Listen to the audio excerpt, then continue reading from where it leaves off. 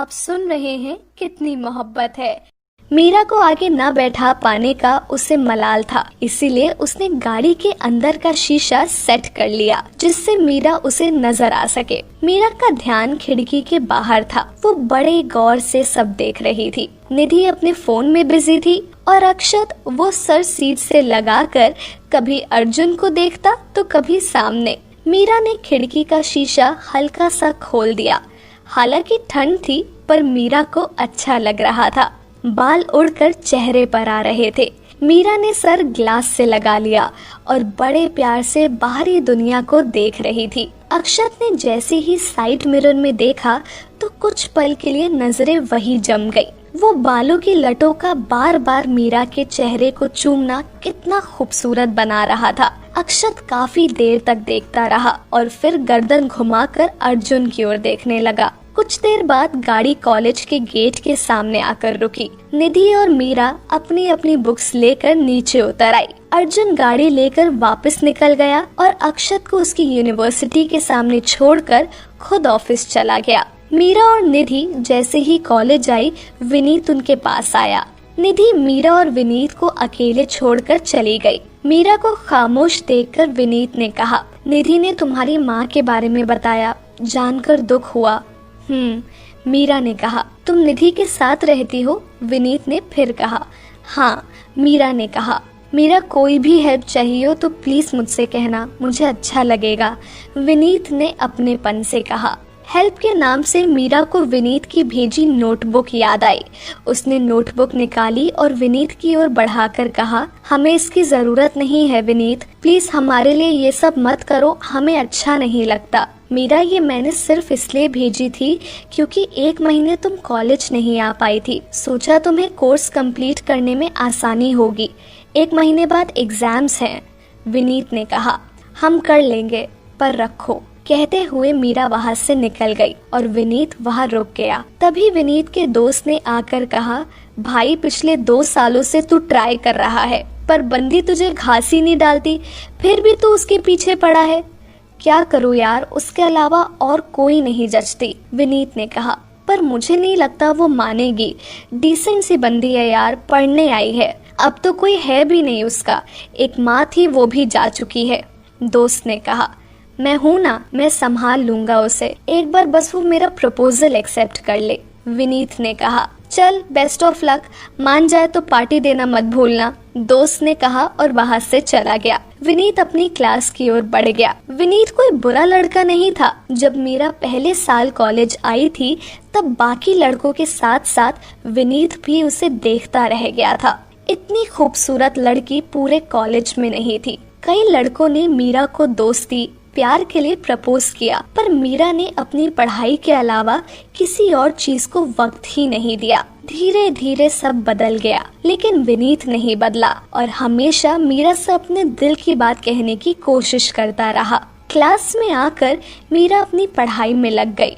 उसे 1 महीने के रिवीजन के साथ साथ उसे आने वाले फाइनल ईयर के एग्जाम्स की भी तैयारी करनी थी। कॉलेज खत्म होने के बाद निधि और मीरा घर के लिए निकल गई। इंदौर आने के बाद पहली बार मीरा इन सड़कों पर घूम रही थी। उसे तो जैसे ये सब सपनों जैसा लग रहा था। भूख लगी तो निधि मीरा को लेकर रेस्टोरेंट में चली गई। भीड़ कम थी। निधि ने दोनों के लिए सैंडविच और जूस ऑर्डर किया। वेटर ऑर्डर लेकर चला गया। मीरा को खोया देखकर निधि ने कहा, हे क्या हुआ, क्या सोच रही हो? मीरा, विनीत के बारे में सोच रहे हैं, समझ नहीं आता उसे कैसे कहे कि हमें ये सब नहीं पसंद। निधि, वो तुम्हें लाइक करता है मीरा। मीरा, पर हमारे मन में उसके लिए कोई फीलिंग्स नहीं है निधि। हम नहीं चाहते कोई हमारे लिए एक तरफा फीलिंग्स रखे। हम किसी को ठेस नहीं पहुंचाना चाहते। निधि, तुम उसके बारे में सोच कर तो देखो, हो सकता है तुम्हारे दिल में उसके लिए जगह हो। मीरा, नहीं निधि, ऐसा नहीं है, होता तो हम तुझसे जरूर बताते। विनीत अच्छा लड़का है, लेकिन हम उसके लिए कुछ महसूस नहीं करते हैं। निधि, ओके, तुम परेशान मत हो, ज्यादा सोचोगी तो ज्यादा उलझ जाओगी। अच्छा ये बताओ, इस संडे मूवी देखने चलोगी? मीरा, और पढ़ाई? निधि, पढ़ाई पढ़ाई पढ़ाई, इसके अलावा भी एक दुनिया है मीरा। मीरा, पर हमने तो वो दुनिया देखी ही नहीं ना। निधि, तो चलना, मैं दिखाती हूँ, सच्ची बहुत मजा आएगा। तुम, मैं, कृति और ऋतु सभी चल रहे हैं, प्लीज चलो ना। मीरा, नहीं चल सकती। निधि, अच्छा तुमसे एक बात पूछूं? मीरा, निधि, तुम हॉस्टल में 2 साल से हो, फिर भी तुमने ये शहर नहीं देखा, मतलब तुम हॉस्टल से बाहर कभी नहीं निकली, ऐसा क्यों? मीरा, माँ ने कसम दी थी। निधि, कसम? पर क्यों? और ऐसी कसम कौन देता है? मीरा, हम नहीं जानते, पर उन्होंने यहाँ आने के लिए एक शर्त रखी थी हमारे सामने। हमें पढ़ना था, इसीलिए हमने उनकी बात मान ली। आज वो हमारे साथ नहीं है, लेकिन इस तरह जाकर उनकी कसम नहीं तोड़ सकते। निधि, अब मैं क्या कहूँ? आंटी ने ऐसा क्यों कहा होगा? तुमने कभी उनसे पूछने की कोशिश नहीं की? मीरा, इसके अलावा ऐसे बहुत से सवाल हैं निधि, जो हम माँ से जानना चाहते थे, लेकिन वो सवाल बस सवाल बनकर रह गए, उनका जवाब हमारे पास नहीं है। निधि, कोई बात नहीं, तुम नहीं जाना चाहती तो हम तुम्हें फोर्स नहीं करेंगे। मीरा, थैंक्स। दोनों बातें कर ही रही थी कि वेटर ऑर्डर लेकर आ गया। दोनों ने सैंडविच खाई और जूस पिया। उसके बाद दोनों घर के लिए निकल गई। घर आकर मीरा ने कपड़े बदले और कुछ देर के लिए लेट गई। निधि के सवाल उसके मन में चलने लगे। आखिर क्यों माँ ने उसे शहर घूमने से मना किया? आखिर क्या रिश्ता होगा उनका इस शहर से? कुछ सवाल सिर्फ सवाल बनकर रह जाते, उनके जवाब क्यों नहीं होते? मीरा उठकर बैठ गई। मुश्किल से वो माँ का ख्याल अपने जहन से निकाल पाई, क्योंकि वो कमजोर नहीं पड़ना चाहती थी। मीरा एक बार फिर लेट गई। आँख लगी तो सारी बातें, सारे ख्याल अपने आप जहन से बाहर होते गए। शाम को निधि ने कमरे में आकर उसे उठाते हुए कहा, कितना सोगी? शाम हो चुकी है। मम्मा को तो टेंशन हो रही थी कि तुम बीमार तो नहीं हो गई। चलो नीचे चलकर दर्शन दो उन्हें। वो जरा आँख लग गई थी। मीरा ने उबासी लेते हुए कहा, कोई बात नहीं, तुम मुंह धो लो, मैं तब तक कमरा ठीक कर देती हूँ। निधि ने कहा, आते हैं। कहते हुए मीरा उठी और बाथरूम की ओर बढ़ गई। निधि ने कमरा साफ किया और फिर दोनों नीचे आ गई। मीरा ने सफेद रंग का बंद कॉलर वाला कुर्ता पहना था और नीचे पीले रंग का पटियाला, लेकिन इन कपड़ों में भी वो बहुत प्यारी लग रही थी। जैसे ही नीचे आई, राधा ने कहा, क्या हुआ बेटा, तुम दोपहर का खाना खाने नीचे नहीं आई? तबीयत तो ठीक है ना? वो कॉलेज से आते हुए निधि ने बाहर कुछ खिला दिया था, इसलिए भूख नहीं थी। सॉरी, आपको बताया नहीं, मीरा ने पास बैठते हुए कहा। कोई बात नहीं, रात के खाने में क्या खाओगी? राधा ने प्यार से उसका गाल छूकर कहा। जो भी आप प्यार से खिला दे, मीरा ने मुस्कुरा कर कहा। इधर उधर की बातों के बाद रात में भी सभी खाने की टेबल पर जमा थे, बस अपने अक्षत बाबू ही नरारत थे। विजय ने देखा तो राधा से कहा, अक्षत कहाँ है? आज तो भाई गया, निधि ने अर्जुन से कान में फुसफुसाते हुए कहा। पापा के गुस्सा होने से पहले ही वो आ जाएगा। अर्जुन ने बिना निधि की ओर देखे कहा। लगी बैठ, निधि ने फिर कहा। ठीक है, लग गई 500 की, अर्जुन ने कहा। राधा से कोई जवाब नहीं पाकर विजय ने एक बार फिर कहा, राधा, मैं कुछ पूछ रहा हूँ। वो आंसू, वो मैं बात हुई थी उससे, वो बाहर, वो मतलब, राधा ने अटकते हुए कहा। आज फिर वो बाहर गया है, विजय ने घूरते हुए कहा। नहीं वो, राधा कहते कहते रुक गई। माँ जल्दी से खाना लगाओ, बहुत भूख लगी है, अक्षत ने कुर्सी पर बैठते हुए कहा। अक्षत को वहाँ देखकर सभी हैरान थे सिवाय अर्जुन के। कहाँ थे तुम? विजय ने कहा। माँ ने आपको बताया नहीं? ऊपर था, सो रहा था, अक्षत ने बिना विजय की ओर देखे कहा। हाँ, यही तो कह रही थी, सो रहा था ऊपर। आप सब लोग खाना शुरू कीजिए, ठंडा हो रहा है। कहते हुए राधा भी बैठ गई।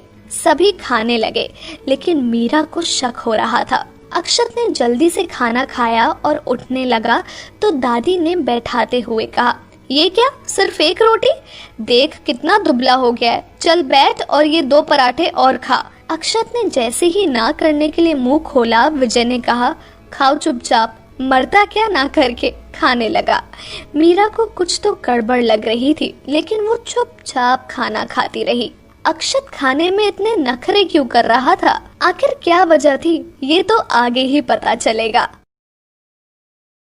अक्षत को अनमने ढंग से खाते देखकर मीरा को शक हुआ। खाते हुए उसकी नजर नीचे गई। उसने देखा अक्षत ने पार्टी वेयर जूते पहने हैं। मीरा ने मन ही मन खुद से कहा, इन्होंने तो कहा कि ये घर में ही थे और सोकर आ रहे हैं, लेकिन घर में ऐसे जूते पहनकर कौन सोता है? जरूर कुछ गड़बड़ है। मेरा हो गया, कहते हुए अक्षत उठा और भाग गया। किसी ने भी उसके जूतों पर ध्यान नहीं दिया। खाना खाकर निधि जैसे ही चुपके से जाने लगी तो अर्जुन ने रोकते हुए कहा, 500 रुपए। भैया, वो मैं तो ऐसे ही मजाक कर रही थी, मुझे तो पता था अक्षत भाई घर में ही है। निधि ने बचते हुए कहा, ये सब बातें ना कहीं और बनाना, चुपचाप पैसे निकाल। अर्जुन ने कहा, निधि कोई पैसे नहीं देगी। मीरा ने आकर कहा, क्यों क्यों नहीं देगी? अर्जुन अब मीरा के सामने था। मीरा मुस्कुराई और कहा, क्योंकि आपके अक्षत जी घर पर नहीं थे, कुछ देर पहले ही बाहर से आए थे। मीरा के मुंह से सच सुनकर अर्जुन अवाक रह गया, लेकिन खुद को सही साबित करना भी जरूरी था, इसीलिए कहा, ये आप कैसे कह सकती है कि वो बाहर से आया था? उन्होंने डाइनिंग पर पार्टी वेयर शूज पहने हुए थे, मतलब वो बाहर से आए थे।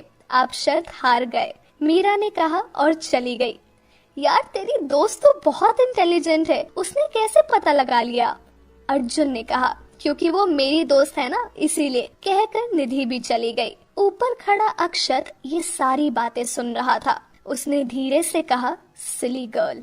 अक्षत अपने कमरे की ओर चला गया, लेकिन असली मुसीबत तो अब शुरू होनी थी। पेट में दर्द होना शुरू जो हो चुका था, मतलब अब इंसान 2-2 बार खाना खाएगा तो यही हाल होगा ना उसका।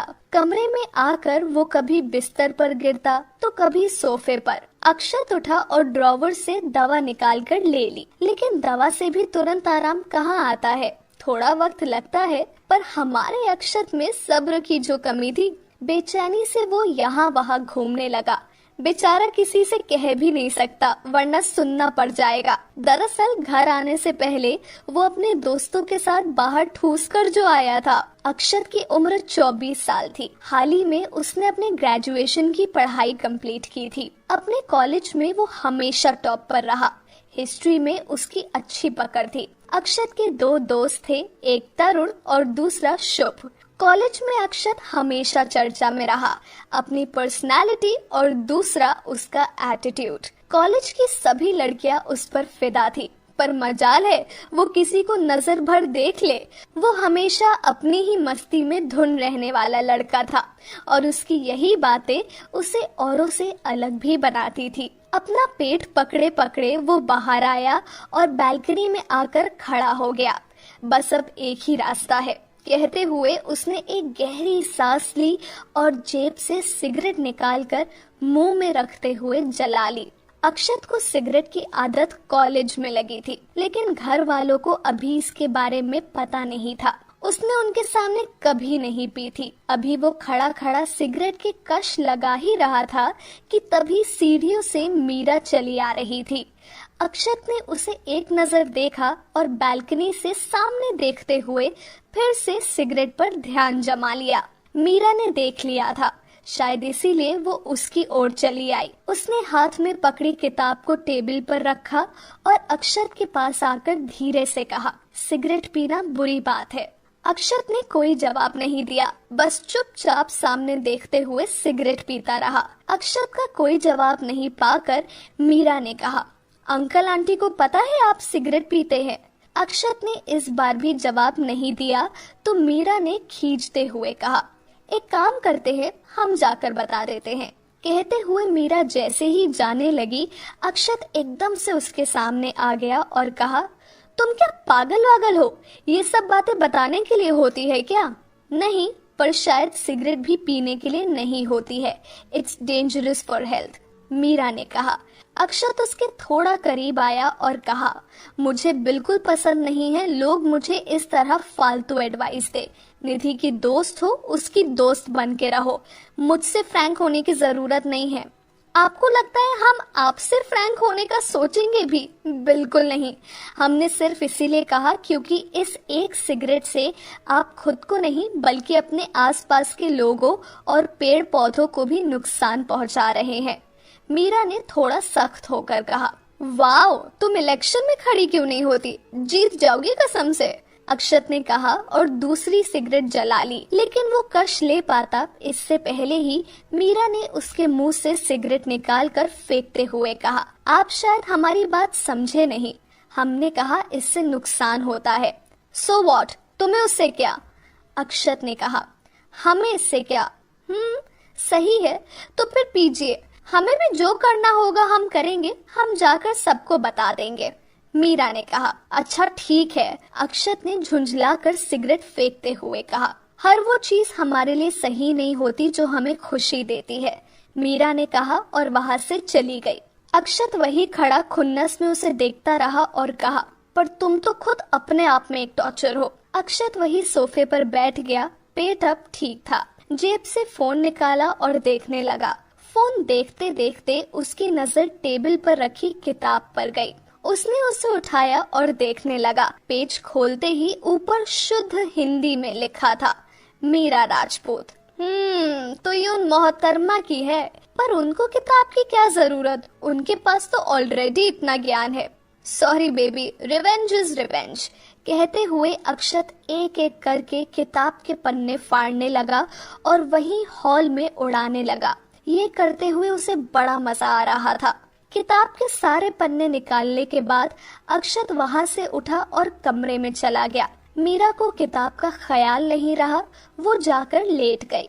अक्षत के व्यवहार से थोड़ा परेशान थी। अक्षत उसे पहली नजर में ही भा गया था, पर जैसे जैसे मीरा उसे जानते जा रही थी, उसे समझ आ रहा था कि क्यों उसने नाम के आगे कॉम्प्लिकेटेड लगाया है। ऐसा ही था, वो पल में गुस्सा, पल में खुश, कभी सही कभी गलत। मीरा समझ नहीं पा रही थी कि इस घर में रहकर वो उसे कैसे हैंडल करे। मीरा की एक कमजोरी थी और वो ये कि वो जब भी कुछ गलत होते देखती, उससे देखा नहीं जाता और वो उसे रोकने की कोशिश करती। लेकिन अक्षत के सामने वो कंफ्यूज हो जाती कि क्या सही है और क्या गलत। विचारों में उलझे उसे नींद आ गई। सुबह उठी, नहाकर तैयार हुई।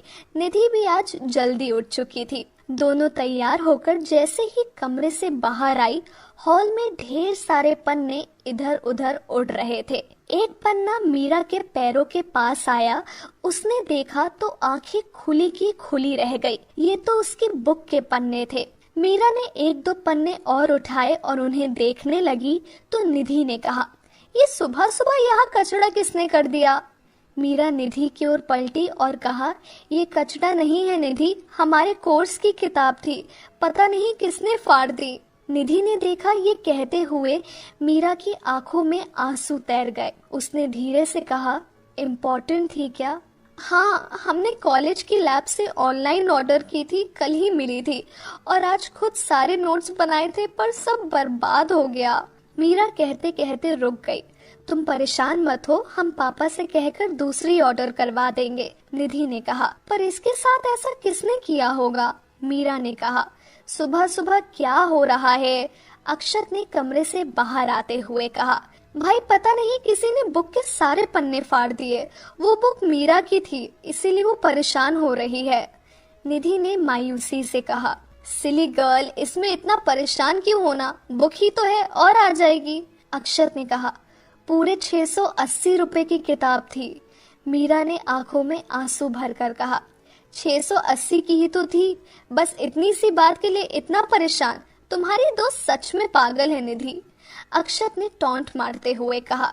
आपके लिए सिर्फ 680 हो सकते हैं क्योंकि आपके पास आपके पापा के लाखों रुपए हैं, पर हमारे लिए इन 680 रुपयों की बहुत अहमियत है। जब खुद कमाएंगे तब एहसास होगा, मीरा ने अक्षत से कहा और वहां से चली गई। क्या भाई, वो पहले ही इतना परेशान है और आपने, कहकर निधि भी वहां से चली गई। दोनों पागल है, छोटी सी किताब के लिए रो रही हैं। पहले पता होता तो मैं ऐसा करता ही नहीं, कहकर अक्षत फिर से जाकर सो गया। मीरा नीचे आई। उसने अपनी उदासी छुपाने की कोशिश की। नाश्ता करने के बाद मीरा चली गई तो विजय ने निधि से कहा, निधि, आज मीरा कुछ परेशान नजर आ रही है। तुम दोनों के बीच झगड़ा हुआ है क्या? नहीं पापा, वो दरअसल मीरा की किताब फट गई, बस इसीलिए वो थोड़ा परेशान है। निधि ने कहा, बस इतनी सी बात? मुझे बताओ कौन सी किताब है, मैं अभी ऑनलाइन ऑर्डर कर देता हूँ। अर्जुन ने फोन निकालते हुए कहा। भैया वो नहीं लेगी, निधि ने उदास होकर कहा। पर क्यों बेटा? विजय ने कहा। पापा, उसके अपने कुछ रूल्स हैं। अपनी जरूरतों के लिए वो किसी का एहसान नहीं लेती है। इस घर में भी वो बहुत मिन्नतों के बाद रुकी है। निधि ने कहा, हाँ, ये राजपूत अपने उसूलों और वादों के पक्के होते हैं। खैर, तुम कोशिश करना वो मान जाए। विजय ने कहा, अभी नहीं है ना, इसीलिए थोड़ा परायापन लग रहा है उसे। जब यहाँ रहेगी ना सबके बीच तो इस घर को और हम सबको अपना समझने लगेगी। दादी ने कहा, मैं चलती हूँ पापा, कॉलेज के लिए देर हो रही है। निधि ने कहा और चली गई, लेकिन जाते जाते अपनी परेशानी अर्जुन के चेहरे पर छोड़ गई। कॉलेज में निधि अपने क्लास में थी और मीरा अपनी क्लास में। दोनों के सब्जेक्ट्स अलग थे, बस एक सब्जेक्ट में 7 क्लास होती थी। क्लास खत्म होने के बाद भी मीरा क्लास में ही बैठी रही। उसे उदास देखकर रागिनी, निधि और मीरा की कॉमन फ्रेंड थी, आकर उसके पास बैठ गई और कहा, क्या हुआ मीरा, तू कुछ परेशान दिख रही है? कुछ नहीं रागिनी, बस ऐसे ही, मीरा ने उदास लहजे में कहा। मीरा, तू मुझे बता सकती है, हम दोस्त है यार, हो सकता है तेरी परेशानी जानकर मैं तेरी कुछ हेल्प कर दूं। रागिनी ने अपना हाथ मीरा के हाथ पर रखकर कहा। मीरा ने उसे सारी बात बता दी। रागिनी ने बड़े ध्यान से सुना और कहा, अगर तेरी फाइनेंशियल प्रॉब्लम सॉल्व हो जाए तो सब ठीक हो जाएगा ना? हाँ, लेकिन उसके लिए बाहर निकलना होगा, मीरा ने कहा। देखो, कॉलेज के बाहर पास ही में मेरे एक दोस्त का कैफे है, वहाँ पर तुम चाहो तो पार्ट टाइम जॉब कर सकती हो। इससे तुम्हारा कॉलेज भी बंक नहीं होगा और तुम्हें कुछ पैसे भी मिल जाएंगे। 1 महीने बाद एग्जाम्स है, तुम चाहो तो उसके बाद शुरू कर लेना।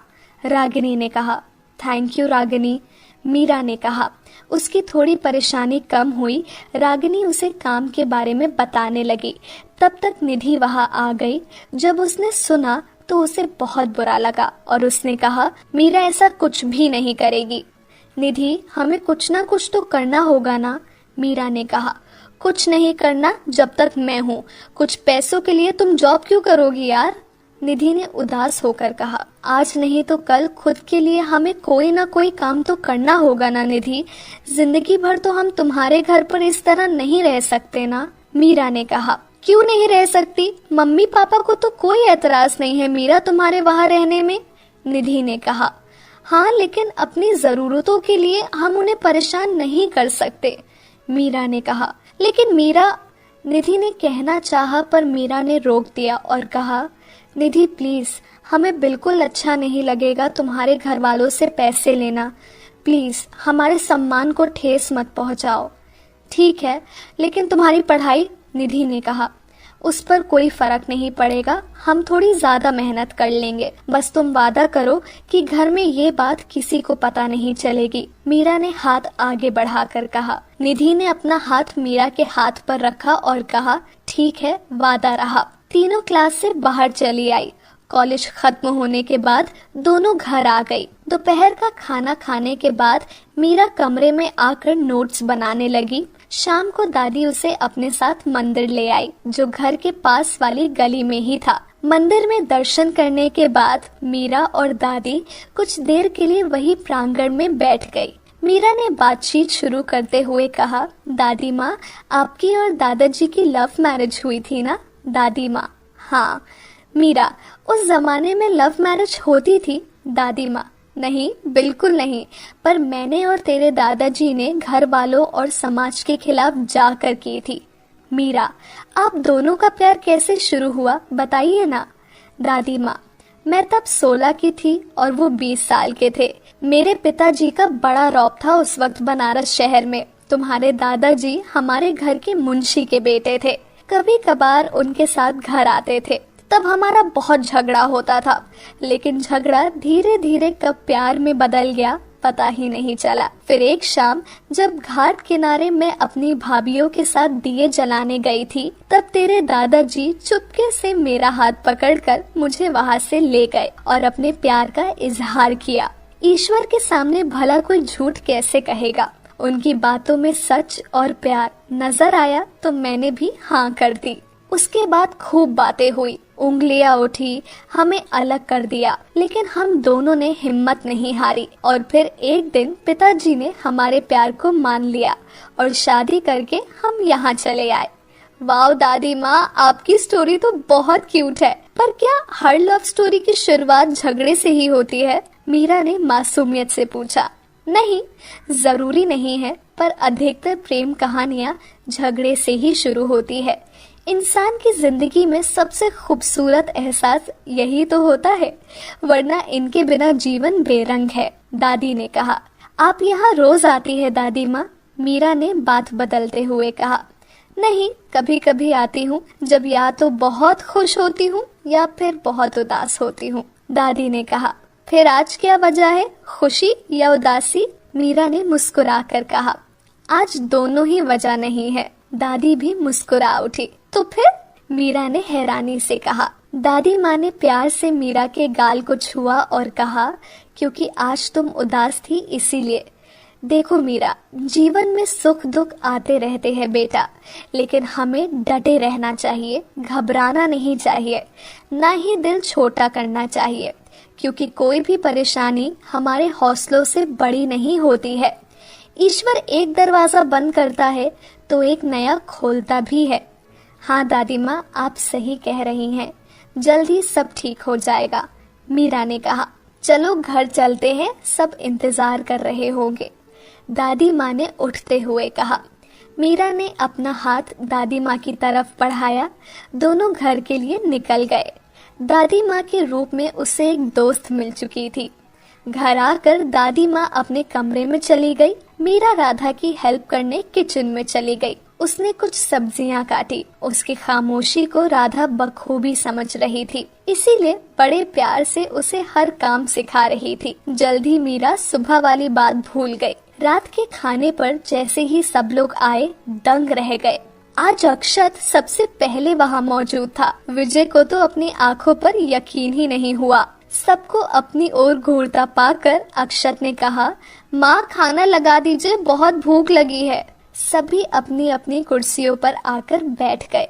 अर्जुन मीरा के पास वाली कुर्सी पर बैठ गया ताकि जब मीरा आए तो उसी कुर्सी पर बैठे, लेकिन उसकी खराब किस्मत वहाँ निधि आकर बैठ गई। अब तो बस दादी और अक्षत के बीच वाली कुर्सी ही बची थी। मीरा को वहाँ बैठना पड़ा। सभी खाना खाने लगे। मीरा ने अक्षत को देखा और मन ही मन सोचने लगी, इन्हें समझना मुश्किल ही नहीं, नामुमकिन है।